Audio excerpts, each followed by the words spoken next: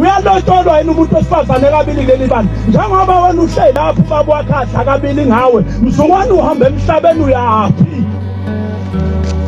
Ngoba wena sewugana unumber 2. Kodwa lo mshado ohleli kuwona wesibili awunawo ibhokisi. Ngoba phela ibhokisi liphuma kanye.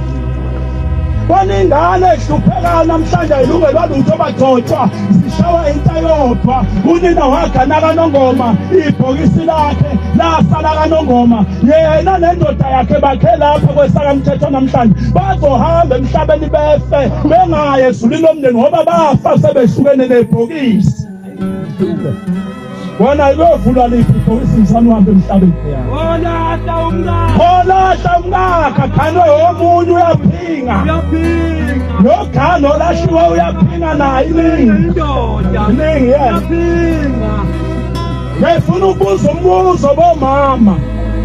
Mzukwane uhambe emhlabeni ngoba inkosikazi ayingeni lapha yanedlinzeni layo lingavulwanga ibhokisi layo lomshado emsamo. Njengoba sowaze wagugu kuphelwa lapha ezweni lakamthetho wawugane loluntu ibhokisi selabola, uyothi mawuhambe emhlabeni uyoyaphi?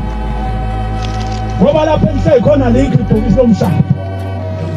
Wafika kanjani kambe wena lapha?